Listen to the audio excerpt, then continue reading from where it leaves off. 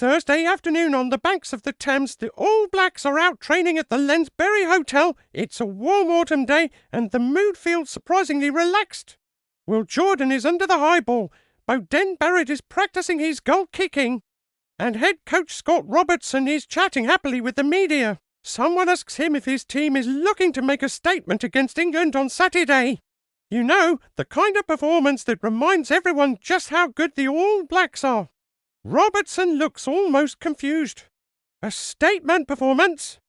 He says, "We're just looking for a result." That one line tells you everything. There was a time when every single All Blacks performance was a statement. Their coaches didn't just look for results, they expected them, especially against England, but things have changed for the last 20 years. All Blacks press conferences felt like being summoned before a stern family elder. It was serious. Business Robertson, on the other hand, is like that fun uncle you're actually happy to see at a party. He's a complete break from the past. His predecessor, Ian Foster, was the son of a Presbyterian minister. Before him was Steve Hansen, a former policeman. And before him, Graham Henry, a former head teacher. You see the pattern.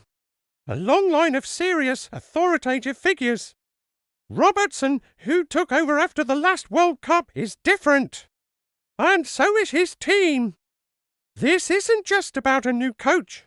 The All Blacks are, for the first time in a long time, definitively the second best team in the world. The back-to-back world champions, the South African Springboks, have that top spot locked down. In fact, South Africa has beaten New Zealand in 4 of their last 5 matches, including that brutal World Cup final.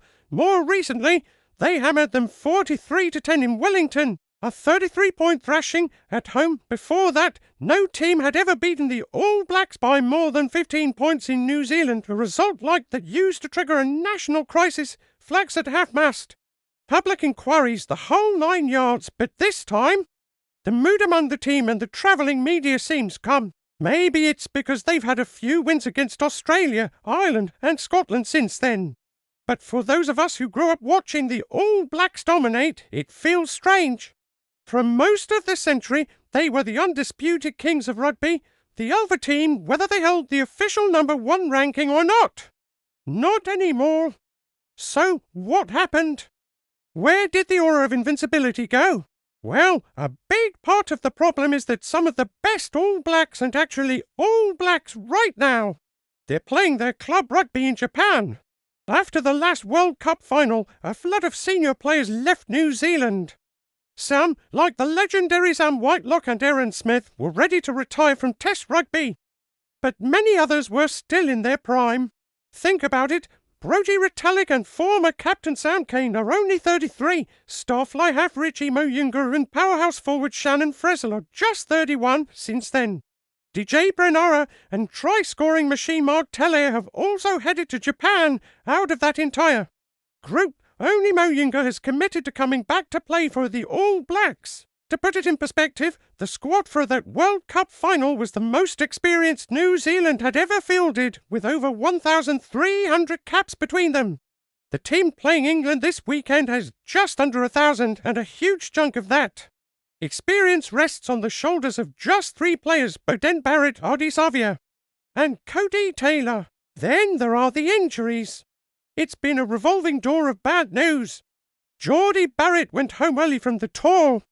So did Patrick Tuipulotu, Dalton Popoli, Tupuvai, and Bofa Tuingafasi. There's a whole generation of players with around 50 caps who are either injured, overseas, or, in the case of Rico Ione, dropped from the starting line-up. It's a team in transition, to say the least.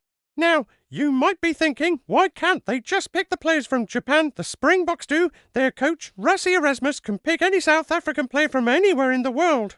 A huge part of their success has been building a cohesive team even when their stars are scattered across different leagues. Scott Robertson said he would push New Zealand Rugby to relax its selection rules to allow him to pick overseas-based players, but so far, nothing has changed, and from the sounds of it, nothing is going to change anytime soon. The logic from New Zealand Rugby is understandable. Even if it's frustrating for fans, Japanese rugby offers a shorter season and much bigger. paychecks. It's not just the superstars who have left. There are over 100 New Zealanders playing in Japan's top 3 divisions. The union wants to protect its own domestic competition, Super Rugby.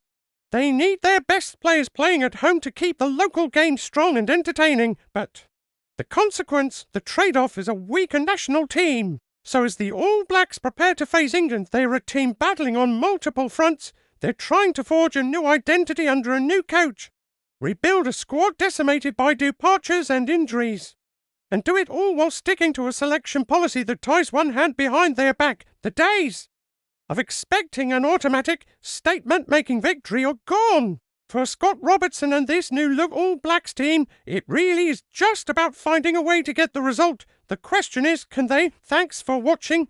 If you enjoyed this deep dive, make sure to like the video and subscribe for more rugby analysis.